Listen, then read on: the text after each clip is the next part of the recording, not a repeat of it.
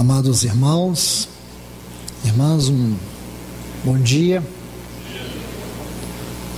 Graças ao Senhor por nos conceder o privilégio de reunirmos em seu nome mais uma vez. Eu quero compartilhar com vocês uma palavra nesta hora. Eu orei ao Senhor e pedi ao Senhor que Ele trouxesse nesta manhã aquelas pessoas que o Senhor anela falar aos seus corações. E eu tenho certeza que todos que estão aqui foram movidos pelo Senhor para receber esta palavra. Ultimamente, o Espírito Santo tem movido a sua trombeta, ele tem trovejado entre nós acerca dos dias que nós estamos vivendo.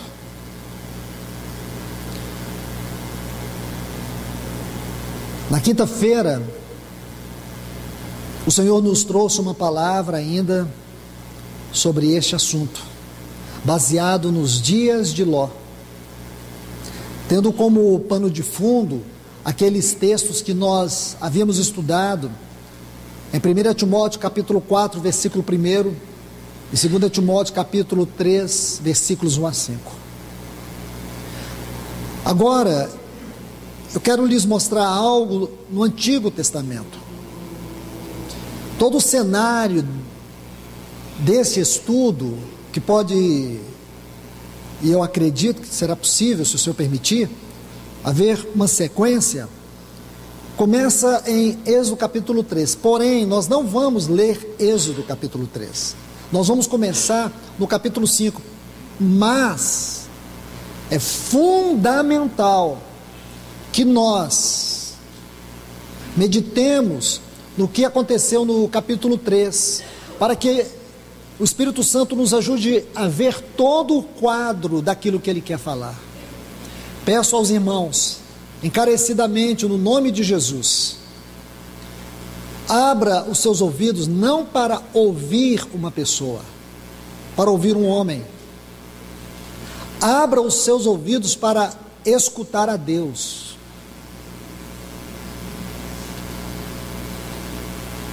E por que nós vamos estudar a partir do capítulo 3 do livro de Êxodo e a chegar até o capítulo 12, se o Senhor assim permitir?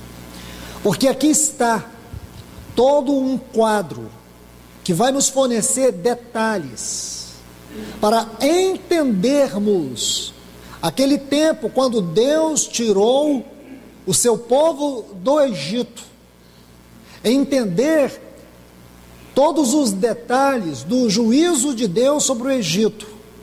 Nós sabemos que, tipologicamente, o Egito é uma figura do mundo.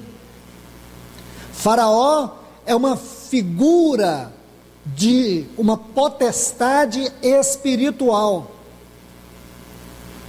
Então, meus amados, necessitamos meditar aqui com muito cuidado. Deus tirou o seu povo, é uma figura da vinda do nosso Senhor Jesus para nos tirar deste mundo. Então, o que realmente aconteceu com aquele povo de Deus? O que realmente aconteceu com o Egito, que é uma figura do mundo? Quais são as implicações? Quantas lições podemos extrair? O que realmente o Espírito deseja nos mostrar? Então, agora, nós vamos caminhar devagar, porque há muitas lições aqui.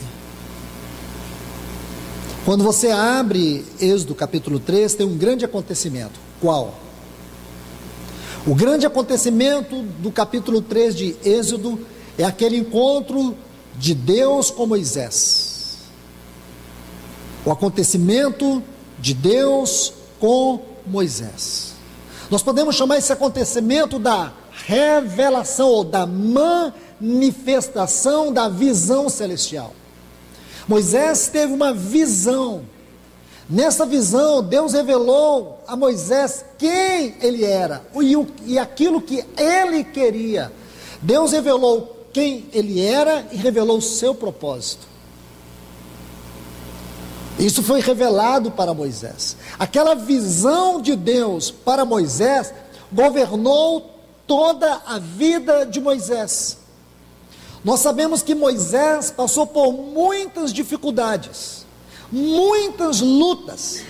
Creio que algumas das lutas pelas quais ele passou, algumas batalhas que ele enfrentou, quase que o levou a desistir de tudo. E você vai ver que ele não desistiu. E por que não desistiu? Porque havia sobre ele uma visão governante. Irmãos, por que alguns não desistem? E por que alguns desistem? Por que alguns abandonam? E por que alguns persistem? Porque alguns, enfrentando tudo que enfrentam, passando tudo que passam ou já passaram, eles ainda persistem. É porque são fortes? São capazes?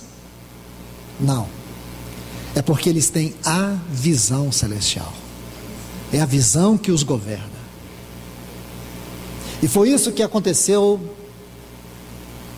no capítulo 3 de Êxodo. Se houver necessidade, se o Espírito Santo nos conduzir, com certeza, vamos voltar neste capítulo e vamos estudar alguns pontos ali, se necessário for. E quando você chega no capítulo 4 do livro de Êxodo, Deus vai pegar aquele vaso, Moisés, e vai revelar para ele o poder de Deus nele e o poder através dele. Primeiro, Deus revela a si mesmo, Deus revela o seu propósito. Agora Deus vai revelar o seu poder.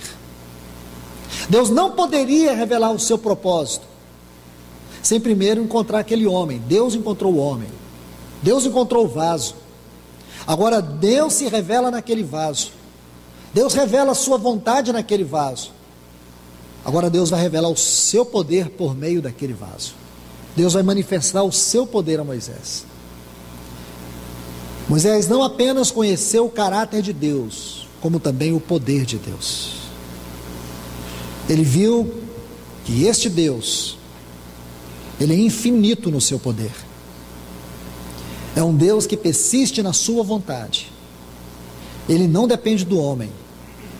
O homem necessita se curvar e se render à vontade deste Deus. Agora, vamos entrar no capítulo 5, e aqui eu quero começar a leitura expositiva com todos vocês. Antes de lermos o capítulo 5, quero apenas fazer uma citação dos últimos versículos do capítulo 4, que eles servirão de elo para entrarmos no capítulo 5. Êxodo capítulo 4, versículos 29 a 31, está assim: Deus agora tem o vaso, Deus se revela ao vaso, Deus revela o seu poder no vaso e por meio do vaso. Então vamos lá, versículo 29 do capítulo 4 de Êxodo. E foram-se Moisés e Arão, e reuniram todos os filhos, os anciãos dos filhos de Israel. Arão falou sobre todas as coisas que o Senhor dissera a Moisés, e fez os sinais diante dos olhos do povo, e o povo creu. E ouvindo que o Senhor havia visitado os filhos de Israel, e que tinham visto sua aflição, inclinaram-se e adoraram. Meus amados, preste atenção aqui. Aqui nós temos uma grande definição do propósito de Deus por meio de milagres. Milagres aqui da mesma maneira que o Evangelho de João é chamado de sinais. Espiritualmente falando, o que significa sinais ou um sinal? Aquilo que contém uma mensagem, seja um símbolo, uma figura, um ato, seja o que for, ser descrito na forma de um sinal, significa que naquilo, ou por aquilo, Deus está comunicando uma palavra, uma mensagem. Então, quando Moisés e Arão vieram ao povo, movidos do poder de Deus, operaram grandes sinais. O povo não tomou aqueles sinais, aqueles milagres, como uma coisa particular para eles. Naqueles milagres, naqueles sinais, observe bem, diz que o povo creu. O que significa crer na Bíblia? Crer, segundo a Bíblia, não é uma atitude religiosa. Crer na Bíblia tem a ver com unir a. Qual é o sentido da palavra crer? Está unido a. O significado é muito mais profundo do que uma sensação ou um comportamento religioso. Então o povo creu. Segundo, eles ouviram. E o que eles ouviram? Ouviram que o Senhor havia visitado o seu povo. Aqueles milagres pôde revelar para eles um céu aberto e que a presença de Deus estava neles. Eles não pegaram um milagre e fizeram objeto da sua pregação, da sua visão. Aqueles milagres levou eles a uma vida de união com Deus. Aqueles milagres fizeram com que eles ouvissem. Pense bem, ouvir e não ver. Porque ouvir significa discernimento espiritual. Você sabe que o ouvir é mais profundo do que o ver. Pessoas que apenas têm visão, uma visão natural, são superficiais, mas pessoas que aprendem a ver com os ouvidos, entendem? São pessoas que exercem contemplação e discernimento espiritual. Pode até fechar os olhos, elas estão vendo. Porque tem muita gente que com os olhos abertos não enxergam. Ver na Bíblia não é enxergar, ver na Bíblia é discernir. Ver na Bíblia é perceber o que está além dessa parede. Ver na Bíblia é enxergar a realidade do mundo espiritual. Isso é com discernimento, não é com os olhos. Eles ouvindo que o Senhor havia visitado os filhos de Israel e que tinham visto a aflição. Aí o que eles fizeram? Sabe o que é inclinar, irmãos? É quebrar cerviz. Inclinar é quebrar cerviz. Isso é muito importante, porque são palavrinhas pequenas que a gente pode passar rápido. A gente passa rápido por elas. Escute bem. Primeira coisa, se quebrantaram. Quando eles viram os milagres, eles não ficaram tomados de ufanismo. Eles não ficaram tomados de uma alegria almática. Quando eles viram tudo aquilo, quando eles ouviram que o Senhor havia visitado eles, sabe o que aconteceu? A cerviz deles quebraram. Eles se curvaram e adoraram. Quer dizer, irmãos, uma adoração sem quebrantamento é só alma, não é rendição. O que quer dizer isso, irmãos? Eles se renderam. Agora Deus não tem apenas um vaso, Deus tem um povo. O objetivo de Deus não é ter vasos apenas. O objetivo de Deus é alcançar um vaso para ter um povo.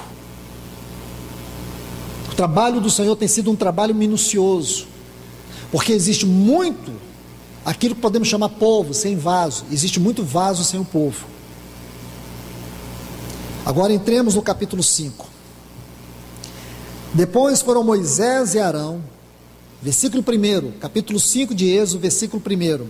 Depois foram Moisés e Arão diante de Faraó, e lhe disseram: assim diz o Senhor, o Deus de Israel.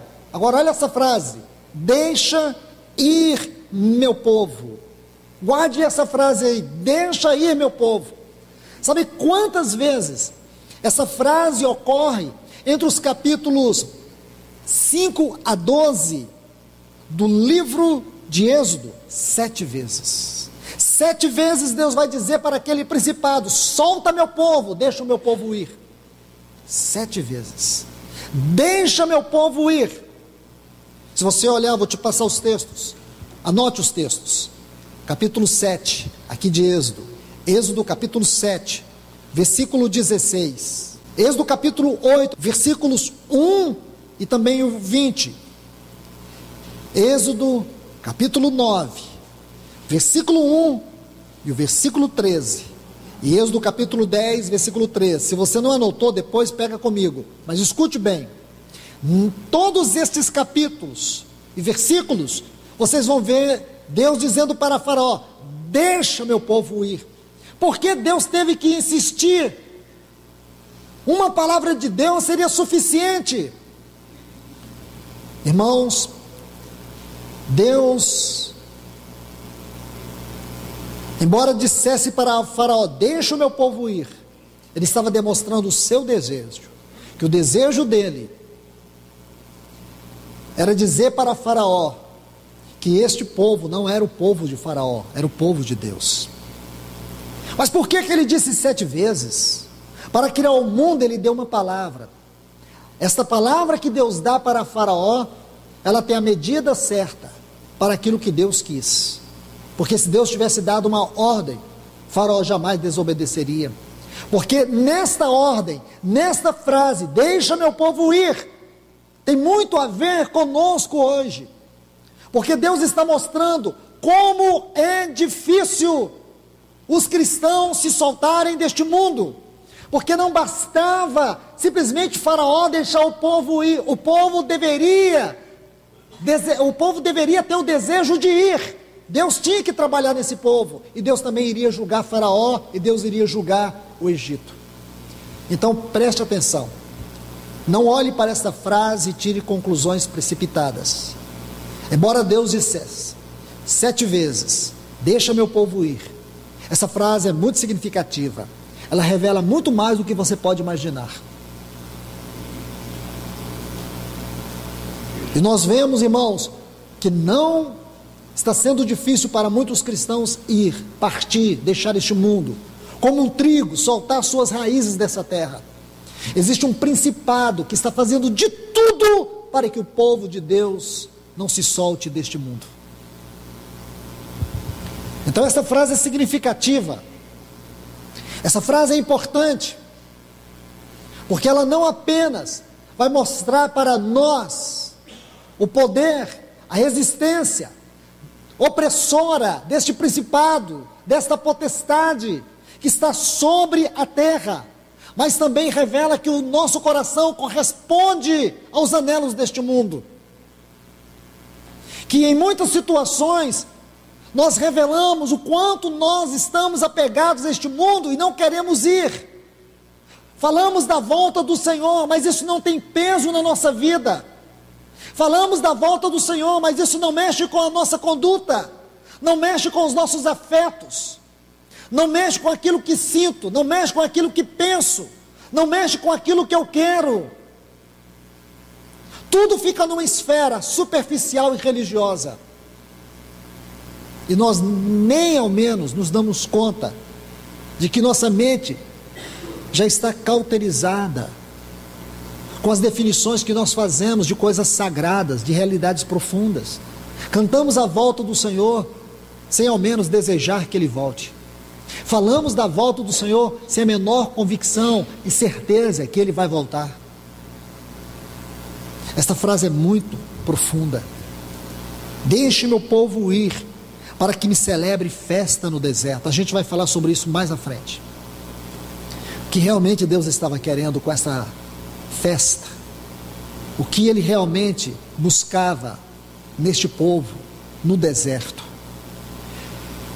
E Faraó respondeu: quem é o Senhor para que eu ouça a voz e deixe ir Israel? Eu não conheço o Senhor, tampouco deixarei ir Israel. Agora você entende? Irmãos,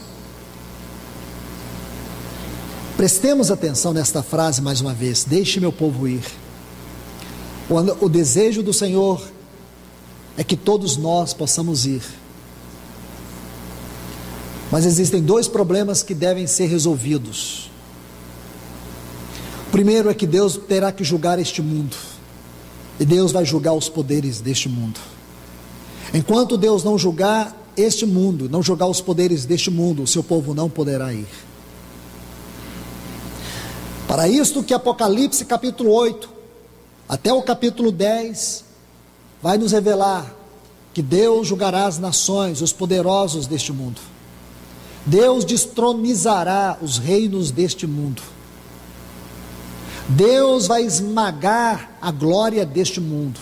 E Ele vai exaltar o seu nome, Ele vai exaltar a sua glória, Ele vai exaltar a sua santidade, e Ele vai elevar acima de todos a sua vontade. Deus vai fazer isto. Deus vai julgar Satanás e vai aprisioná-lo por 1000 anos. Aí o seu povo poderá ir. Antes disso, agora o que Deus está revelando nessa frase ainda? É que é o seu anelo que nós possamos ir. É como se Ele dissesse 7 vezes: vem meu povo, vem meu povo, vem meu povo. Aquele que está no Apocalipse, o Espírito e a noiva dizem: vem. O que essa frase nos ensina? Que o Espírito Santo está buscando uma noiva que diga o que Ele diz, uma esposa que tenha harmonia, ou que a sua vontade esteja debaixo da vontade do Espírito. Quando isso acontecer, haverá um povo em uma só voz que dirá: vem Senhor Jesus, porque ela já se soltou deste mundo. Então, amados, veja o versículo 3, e eles disseram, olhe esta frase: o Deus dos Hebreus. Frase linda, parece que não tem muito conteúdo, mas tem. Ela ocorre 5 vezes aqui em Êxodo, capítulo 7, versículo 16, anote esses textos. Capítulo 9, versículos 1 e 13, e ainda um texto que eu esqueci, ela começa no capítulo 13 e o versículo 18, capítulo 3 e o versículo 18, então começa capítulo 3, versículo 18, capítulo 7, versículo 16, capítulo 9, versículo 1 e também o versículo 13, o Deus dos Hebreus. Vamos entender isto. Se você for procurar nos dicionários, em alguns livros, você vai ver várias explicações sobre a palavra Hebreus. Em alguns sentidos, nós não podemos nem discordar. É claro que ela vem de uma raiz etimológica do verbo avar, que significa ultrapassar, ir além. Mas nós não estamos buscando definição etimológica, nós estamos buscando uma definição espiritual. Ora, nós temos um livro da Bíblia, um dos mais importantes, que é chamado Hebreus. O povo de Deus era chamado de hebreus e também de judeus. Alguns dizem que eles eram chamados de hebreus por causa da língua.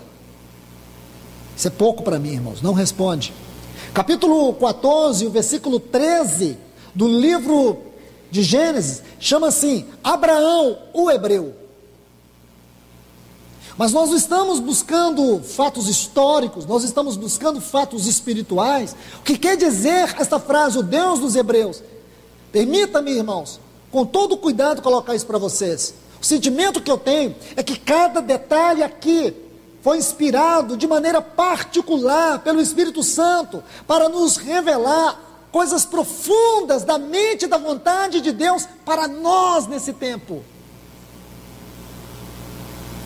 Então, acredito que tem um significado a mais. Você vai ver também que a palavra Hebreus, para muitos estudiosos, significa aqueles que atravessaram o rio ou o grande mar. Abraão foi o primeiro que atravessou o rio, ou o grande mar, me perdoe. O mar, porque quando Deus o chamou lá naquela terra de ídolos, para vir para Canaã, ele teve que atravessar aquele grande mar. Por isso que ele foi o primeiro a ser chamado hebreu. Quando Deus tirou o seu povo do Egito, eles também tiveram que atravessar o mar. Quando Deus foi introduzi-los na terra de Canaã, eles tiveram que atravessar o rio Jordão. O nosso Senhor, quando Ele iniciou seu ministério, da mesma forma, Ele teve que passar pelas águas. Está vendo aí? Então não é tão simples. Vamos colocar aqui um texto que vai nos ajudar. Romanos, capítulo 6 e o versículo 4.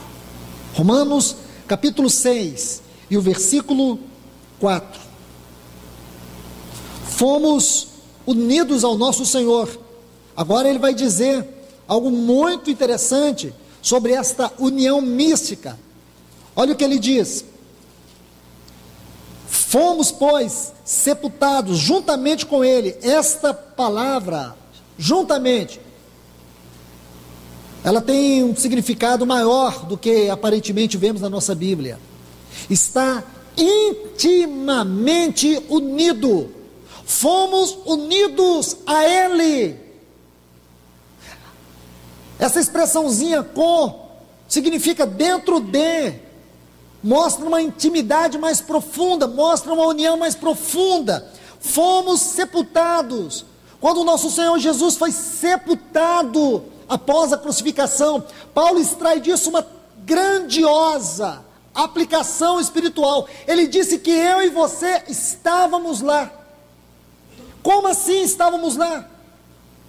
Porque a Bíblia, ela define as coisas do ponto de vista da mente e do propósito de Deus. Como assim, irmão?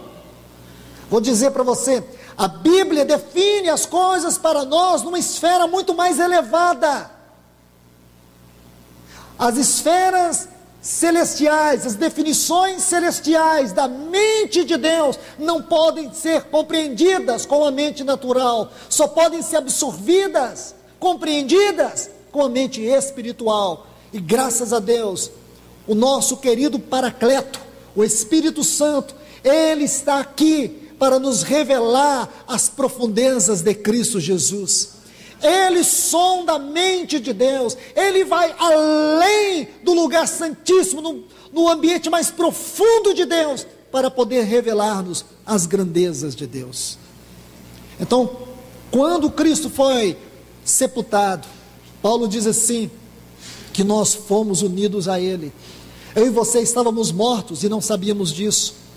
Aí nós convertemos, fomos vivificados. Ainda não tínhamos a realidade completa disso, porém, o Espírito Santo diz para mim e para você, há 2000 anos atrás, quando Cristo foi sepultado, você foi sepultado com Ele, você já estava nele.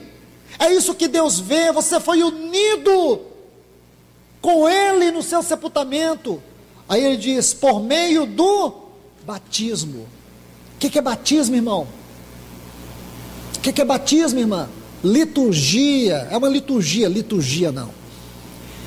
Não fale disso, não fale dessa forma. Batismo não é liturgia. Entrar nas águas do batismo não é liturgia, não foi liturgia para o nosso Senhor, não foi liturgia para Abraão. Abraão teve que dar um passo de fé, ele foi para uma terra que ele nem sabia onde era, ouvir um mandado de Deus que ele nem conhecia direito, ele vivia numa terra de ídolos. Abraão estava morto, numa terra de ídolos, seu pai era um idólatra, e ele ouve uma voz. A Bíblia diz para nós, em Atos dos Apóstolos, capítulo 7, Deus apareceu para Abraão 11 vezes, a primeira delas está em Atos, registrada em Atos, não em Atos, registrada em Atos capítulo 7, o Deus de toda glória apareceu para Abraão. Irmãos, não foi você que foi atrás dele, foi ele que foi atrás de você. Ele entrou na terra da idolatria onde nós estávamos, ele entrou naquele lugar de pecado onde nós vivíamos, ele entrou naquele lugar onde nós estávamos acorrentados, cegos, moribundos, destruídos, condenados. Este Deus da glória, não é um Deus qualquer não, é o Deus da glória, ele foi até nós, ele se revelou a nós. Você pode pensar, mas no meu caso foi tão simples, estava sentado num ponto de ônibus, alguém entregou um folheto, eu li, foi a primeira vez que eu vi alguma coisa de Deus e mexeu comigo. História, isso foi o que seus olhos viram, mas de fato, do ponto de vista celestial, o Deus da glória se revelou a você.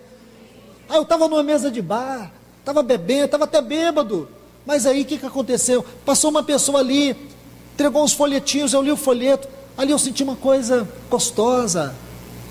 Não foi só isso, foi Deus, aquele Deus infinito, aquele Deus poderoso, onipotente, onisciente, não há quem se compare a Ele. Ele se revelou a você, como Ele se revelou a Abraão. Ele foi naquela terra de ídolos e se revelou a Abraão. Deus foi lá na sarjeta e se revelou a você. Não foi você que aceitou Ele, foi Ele que te aceitou, foi Ele que te escolheu, foi Ele que te viu, foi Ele que foi com o braço forte e quebrou as cadeias que te prendiam. Foi esse Deus. 11 vezes Ele se revela a Abraão, e Abraão saiu daquele lugar e atravessou o grande mar. Da mesma forma o povo de Israel estava debaixo de um estado de escravatura, de opressão, de humilhação, um povo que estava ali a ponto de perder sua identidade, não havia quem os libertasse. 450 anos de opressão, sabe o que é isso? 11 gerações perdidas, 11 gerações perdidas. Eles estavam lá, e esse Deus que não se esquece, esse Deus que não esquece da sua aliança, este Deus que não dá as costas à sua palavra, Ele disse para Abraão lá no capítulo 15, Ele disse que visitaria o seu povo. Ele disse: eu visitarei o teu povo, e eu julgarei a nação que escravizar o meu povo. Ele falou para Abraão. Aí agora, irmãos, por isso que aquela palavrinha ali, quando eles viram os sinais, o que eles lembraram? Eles lembraram daquilo que Deus havia dito para Abraão. Deus visitou o seu povo. Da mesma forma hoje, irmãos, nesses dias que nós estamos vivendo, está difícil, não está? Está. Olha as epidemias. Você assiste o jornal, você vê corrupção generalizada, epidemias.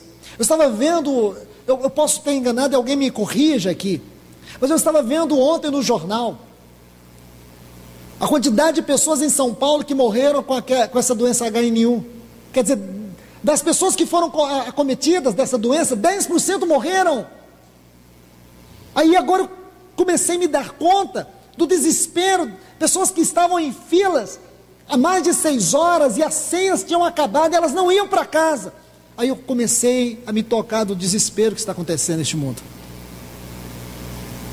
E você não vê o governo tratando isso de maneira séria. Ele não vai lá no jornal e diz: realmente, eu preciso dizer para você, a presidente não vê, a presidente só fala dela e do impeachment dela, ela não tem outro assunto para tratar. Agora veja bem, a situação é séria, porque também se ela fizer isso, o nosso país entra em colapso geral, os carros vão começar a andar na contramão. Então ela não vai fazer isso. Alguém diz para ela: não fala, faz de conta que isso não está existindo, é um problema momentâneo. Não é. A Bíblia fala, irmãos, sobre pestes, e nós estamos vivendo uma era de pestes. Todos esses vírus que vocês estão vendo, destruindo crianças, matando pessoas, são as pestes dos últimos tempos. Não se assombre. Deixe-me dizer algo para você nessa noite. Volte não a ler, mas volte a contemplar o Salmo 91. Peste que voa ao meio-dia, está lá, e o Senhor vai nos guardar. Ele disse que vai guardar a sua igreja. Irmão, se Deus visitou Israel para aquele propósito de tirá-los do Egito, Ele está visitando o seu povo nesse tempo. Existe uma nuvem de glória que está protegendo a minha e a tua casa. Nós temos que dar esse testemunho. O Senhor está guardando o seu povo. Na quinta-feira, num ambiente muito glorioso da palavra, o Senhor ministrou algo que eu gostaria de repetir aqui mais uma vez. Quando o Senhor tirou Ló de Sodoma e Gomorra, Deus não tirou Ló de Sodoma e Gomorra por amor a Ló. Deus tirou Ló de Sodoma e Gomorra por amor a Abraão. E esta é uma palavra para os pais. Esta é uma palavra para as esposas, para os esposos, cujos cônjuges não servem o Senhor e cujos filhos estão distanciados do Senhor. Lá em Atos 16 diz assim: crê no Senhor Jesus, será salvo tu e a tua casa. Então eu te pergunto, meu amado irmão, minha amada irmã, você pode testemunhar agora aí no teu coração quantas vezes Deus tem guardado o teu cônjuge? Quantas vezes Ele tem guardado o teu filho? Quantas vezes Ele tem livrado e você diz: Deus livrou? Que livramento o Senhor trouxe? Quantas vezes você teve um testemunho claro que Deus livrou, que Deus guardou? Pois então eu te digo, o Deus que livra, o Deus que guarda, é o Deus que salva. Ele não vai simplesmente guardar o teu cônjuge, que é fruto das tuas orações. Você tem orado pelo teu filho, orado pela tua filha, orado pelo teu cônjuge, derramado lágrimas. Essas lágrimas não caíram no esquecimento de Deus. Deus as tem colocado em salvas de ouro.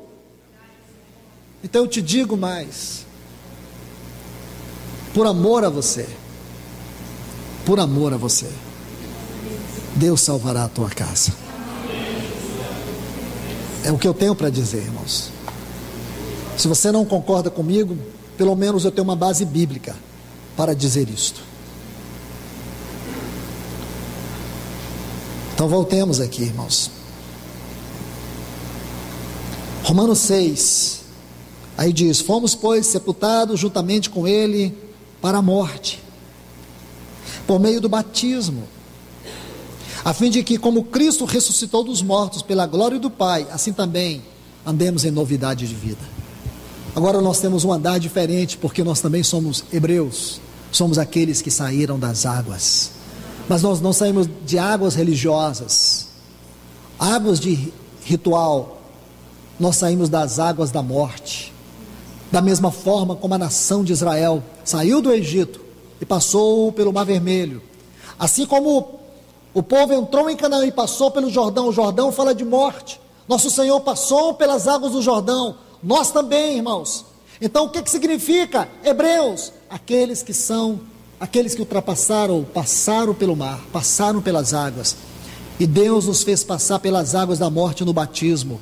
Então graças a Deus nós temos um andar neste mundo, que é um testemunho claro, aberto, que nós somos o povo de Deus, o Deus dos hebreus, o Deus da igreja, aquele que é o cabeça da igreja, aquele que é o noivo da igreja, aquele que nós temos como pai, porque somos a sua família, os seus filhos, aquele que nós o temos como noivo, porque nós somos a sua noiva, e aquele que nós o temos como o grande santuário, o Espírito Santo, o Espírito de habitação, porque nele nós seremos este grande templo eterno, para que ele habite com todo o seu poder e com toda a sua glória. Então, meus irmãos, irmãs, eu quero inserir só mais 2 pontos, e aqui nós vamos terminar por hoje. Voltemos aqui para Êxodo, versículo 3, capítulo 5, versículo 3. E eles disseram: o Deus dos hebreus nos encontrou. Iremos, pois, agora caminho de 3 dias pelo deserto e ofereceremos sacrifícios ao nosso Senhor. Quero falar sobre esta frase, caminho de 3 dias. Caminho de 3 dias. Aqui em Hebreus, me perdoe, aqui em Êxodo ocorre no capítulo 13, versículo 18, depois no capítulo 8 e o versículo 27. A melhor definição dessa frase, caminho de 3 dias, está em Números, capítulo 10 e o versículo 33, e também em Números, capítulo 33 e o versículo 8. Então deixe-me explicar essa frase, caminho de 3 dias, porque ela é significativa. Quando Deus ordenou a Moisés que dissesse a Faraó para deixar o povo ir, disse para que o povo ande caminho de 3 dias no deserto e me ofereça sacrifícios. Mas nós sabemos que não foi um caminho de 3 dias, foi um caminho de 40 anos. Então o que quer dizer 3 dias? Onde é que Deus errou aqui? Deus enganou o Faraó? Deus não enganou o Faraó, porque caminho de 3 dias, da mesma forma, Deus dos Hebreus, cada frase que nós estamos vendo aqui, deixa meu povo ir, tem um significado espiritual. A vida do nosso Senhor Jesus foi uma vida vivida em 2 etapas aqui na terra. A primeira, 3 anos. A segunda, 6 meses. Essa primeira fase, ele começa ali de Nazaré e termina no Hermon. O livro de Lucas nos ajuda a entender isto. Então Lucas, se você pegar Lucas, desde o capítulo 2 até o capítulo 9, são estes 33 anos. Se você pega do Hermon até Jerusalém, você vai ver que ele gasta 6 meses. Então de Lucas 9 até Lucas 24 foram 6 últimos meses da vida do Senhor. Então nós podemos dividir isso em 2 fases. Na primeira fase, foram aquelas fases dos seus 33 anos. E a segunda fase é a fase dos 6 meses. Essa primeira fase é chamada o caminho da cruz. O caminho da cruz. Ele primeiro andou o caminho da cruz, para depois morrer na cruz. É justamente este caminho de 3 dias aqui. É chamado o caminho da cruz. 3 dias, caminho da cruz. Nosso Senhor, ele esteve na morte 3 dias. Aqui você vai ver algo muito significativo. Onde quer que nós caminhemos na palavra de Deus, tentando entender essa tipologia, nós vamos chegar a este princípio. Estudando a história do povo de Israel, você não tem como mudar isto. Se você ler os capítulos que eu acabei de citar em Números, capítulo 10, o versículo 33, aliás, e o capítulo 33, e o versículo 8, você vai ver que Deus diz para o povo caminhar de Ramsés até Pi-Hairote. Importante isso. Se você quiser, olhe comigo aqui, vamos ver para que vocês tenham clareza da revelação. Números capítulo 33. Veja o versículo 8 que eu acabei de citar. Números 33, versículo 8. Lê, prestando bastante atenção. Tendo partido de Pi-Hairote, então, escute, eles saíram de Ramsés, passaram por Sucote, chegaram em Etã. Ali em Etã, o Senhor coloca eles debaixo da nuvem. Como diz Paulo em 1 Coríntios 10, eles foram batizados na nuvem. Aí, depois que foram batizados na nuvem, que coisa significativa, irmãos. Eles foram para Pi-Hairote. Pi-Hairote foi onde eles atravessaram.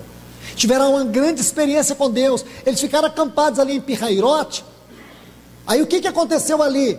Escute, o exército de Faraó, esse principado, essa potestade, vinha sobre eles, contra eles, e o povo começou a desesperar, o povo começou a entrar em pânico, porque eles, com certeza, ouviram todo o barulho dos movimentos dos carros e dos cavaleiros do Egito, e eles estavam encurralados. De um lado havia montanha, à frente havia o mar, e atrás o exército de Faraó. Então eles entraram em pânico.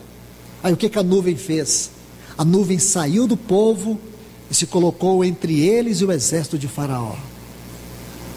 Que coisa linda, irmãos. Aí Deus diz assim para Moisés: o que você tem na mão? Ele disse: a vara. Eles tocam as águas. Aí quando Moisés tocou, aqueles braços onipotentes de Deus sustentou o mar.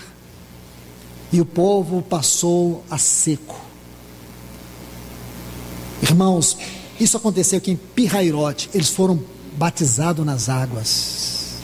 Está vendo aqui? Batizados, eles entraram na morte para poder experimentar a vida. O que aconteceu comigo e com você, irmãos? Nós passamos pela morte. Agora toda a vitória de Cristo é a nossa vitória. Aí diz assim: e andaram caminho de 3 dias no deserto de Etã. Aí sim, eles voltam seguindo, magiando o mar, deserto de Etã, e vão para Mara. O que é Mara? Amargura, aflição, porque tudo isso, caminho de 3 dias, caminho de 3 dias, o que eles enfrentaram nesse caminho de 3 dias? Lutas, aflições, guerras, mas o Senhor estava com eles. Chegou em Mara, sede, e o povo não tinha o que beber, porque águas amargas. Aí o que diz para Moisés? Pega o lenho, figura da cruz, coloque na água, e aí o povo pôde beber.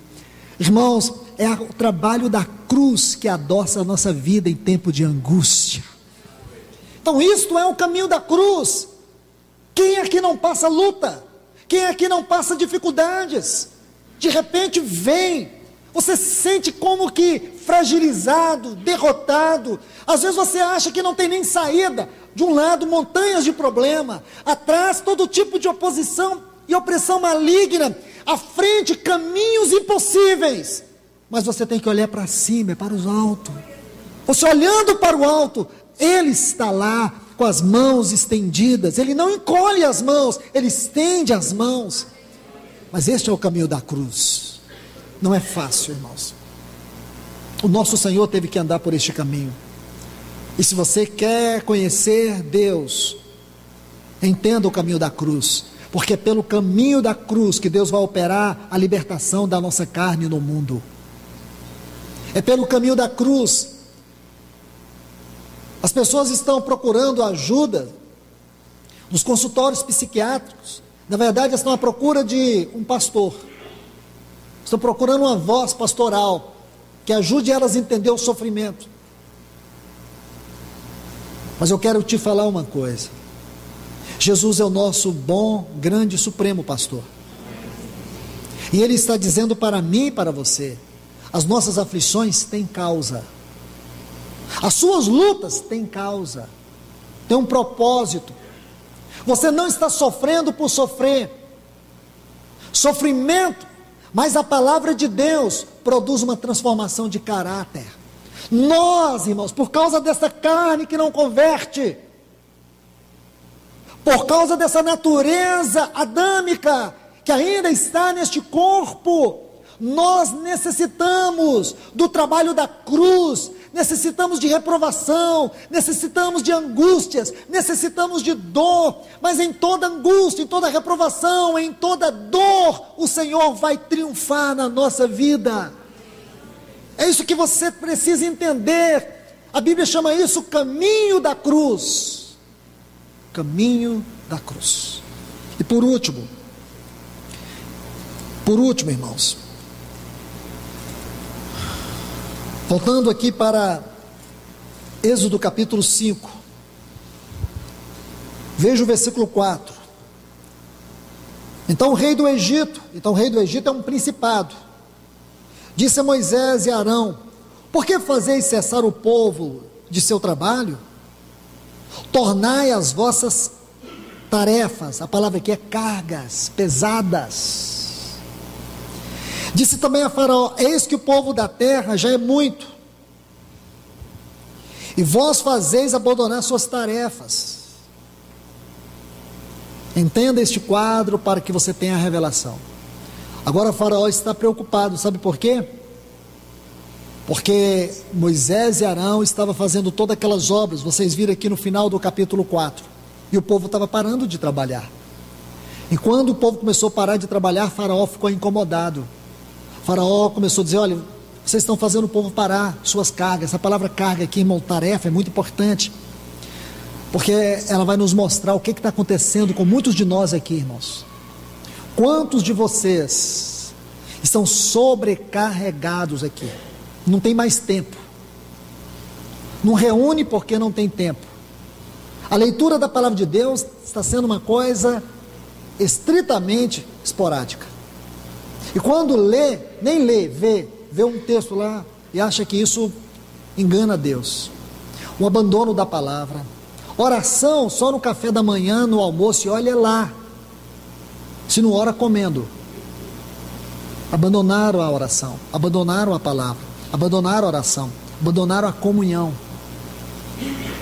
Comunhão. Hoje essas coisas não são prioridades devocionais. Por quê, irmãos? Explicação: não tenho tempo. Não tenho tempo. Deixe-me colocar 2 textos para vocês. O primeiro está em Efésios capítulo 5. É importante ler o 16 e o 17.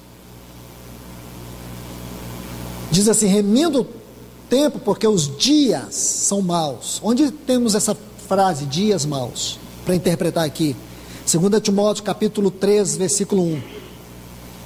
Sabe, porém, isto, que nos últimos tempos os dias serão maus. Os dias serão, alguém se lembra?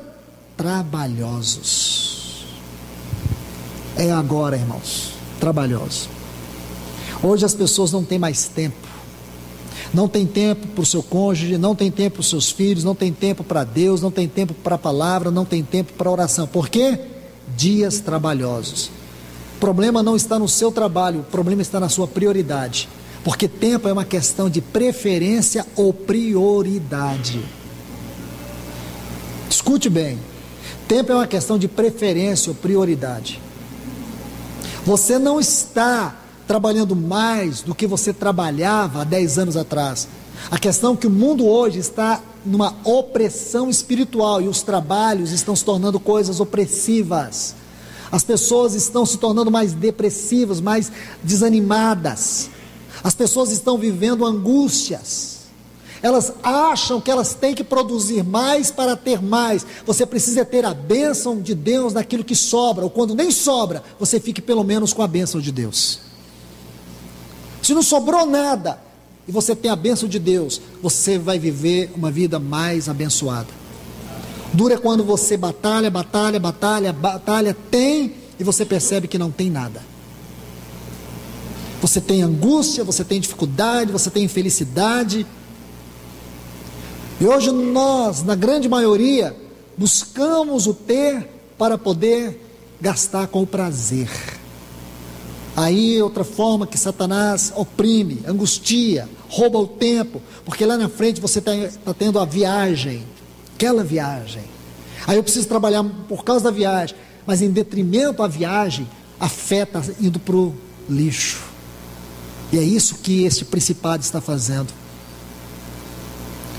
Mas Deus tem sua boca, Deus tem os seus trovões, Deus tem a sua trombeta, e Ele está falando com você, meu irmão e minha irmã. O que está acontecendo com o tempo? O seu tempo. A doutrina do tempo é exposta em um capítulo da Bíblia, Eclesiastes 3, lembra? Se você olhar ali, 10 vezes ocorre a palavra tempo. 10 textos com a palavra tempo.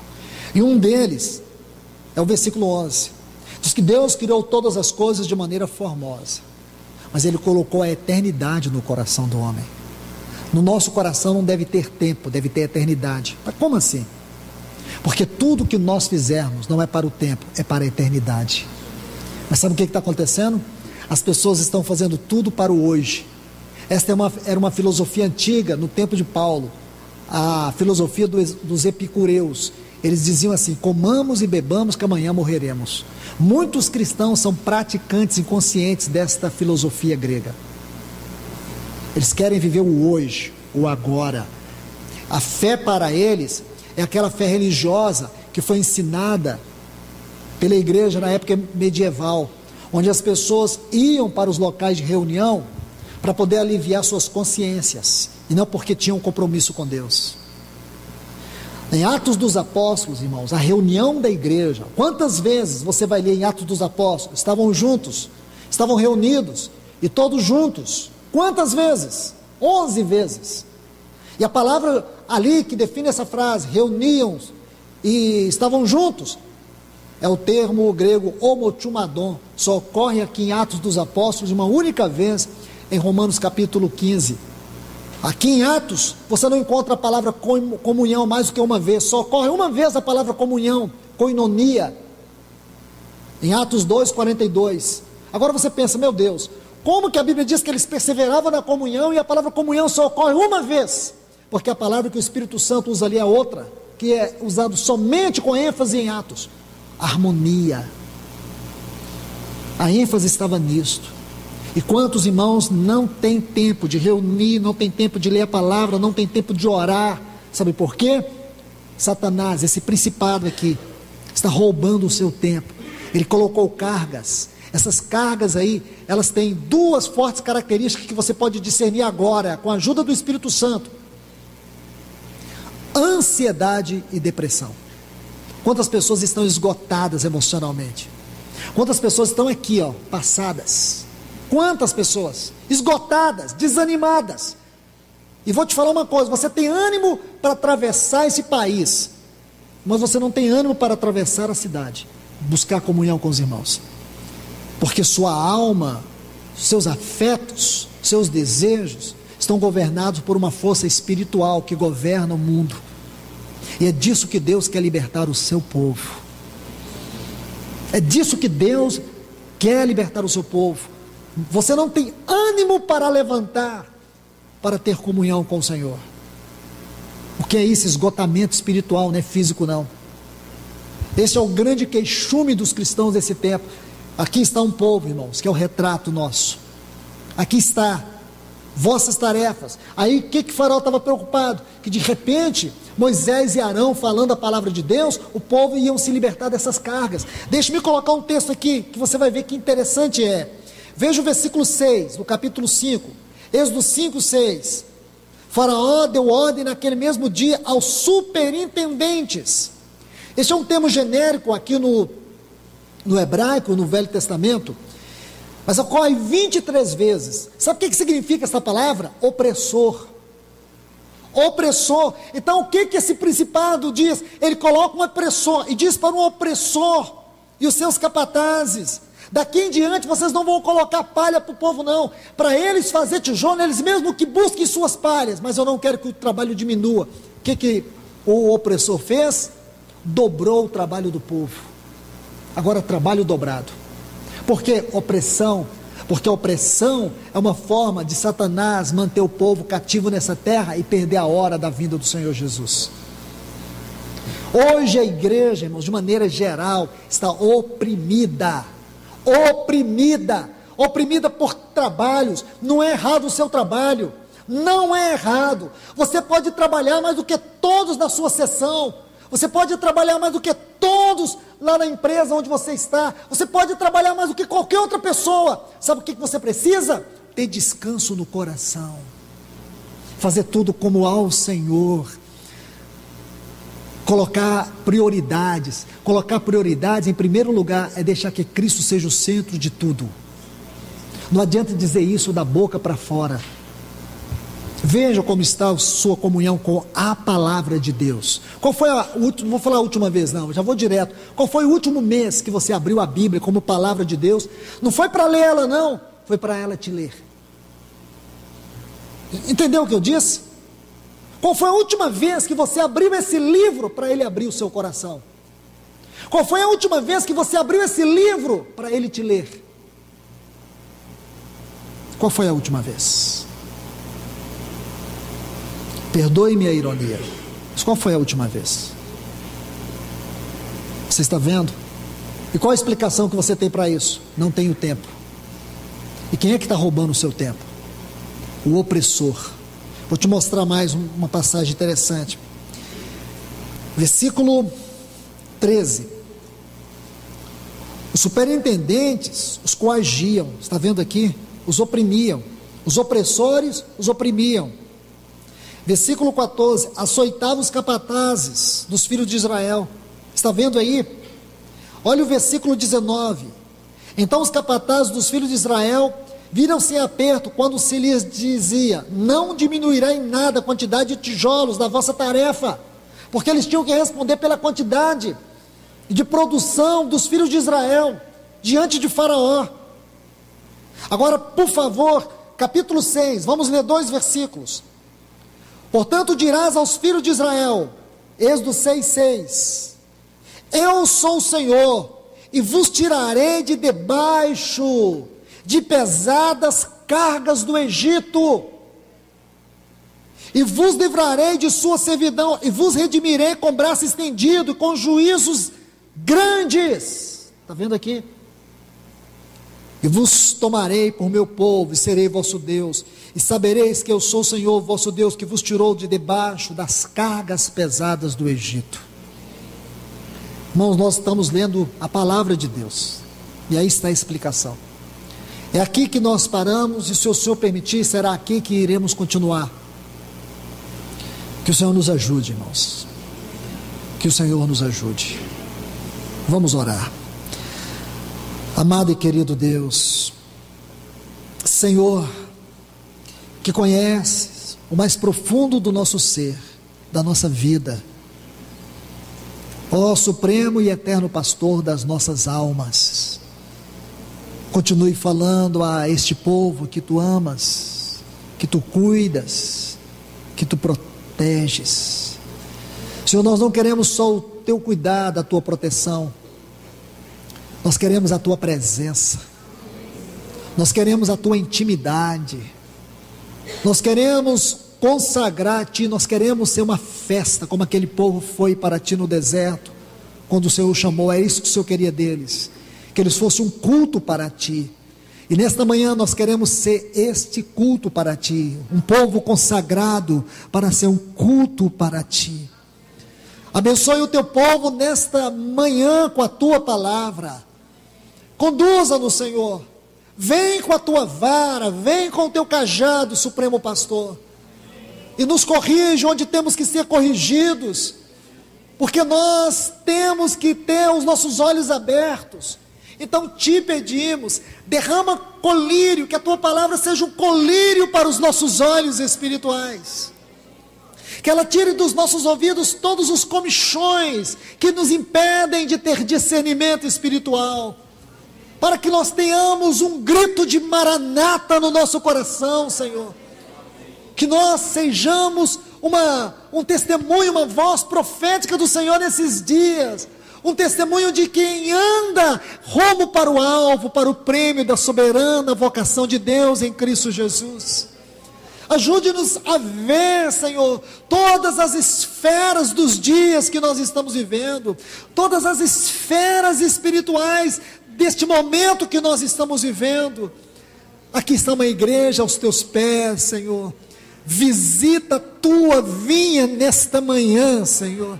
Visita-nos, Senhor, abre os nossos olhos, para que nós possamos verdadeiramente saber que o Senhor está visitando o teu povo nesta última hora, que o Senhor não abandonou a tua casa, que o Senhor não desprezou o teu povo, mas que o Senhor está agora abrindo o teu céu sobre ele, o Senhor está trovejando tua voz sobre este povo. Senhor, nós queremos escutar a tua voz, para nós não perder o toque da tua trombeta, Senhor. Senhor, como diz o livro de Joel, tocai trombeta em Sião, dai voz de rebate. Senhor, nós queremos esta voz de alegria da tua trombeta, nós queremos a voz do chamamento da tua trombeta, queremos lavar as nossas vestes da tua santidade, Senhor, purificá-las no sangue do teu Filho Jesus. Nós te clamamos, Senhor, no glorioso nome do teu Filho Jesus. Nós te clamamos, Senhor, visita o teu povo nesta manhã, Senhor. Queremos comer deste pão, queremos beber deste cálice em tua presença. Queremos, Senhor, porque a qualquer hora nós iremos comer aí na tua glória celestial. Dai-nos anelos dos céus. Dai-nos anelo dos céus. Nós te clamamos nesta manhã, no nome do teu Filho Jesus. Amém.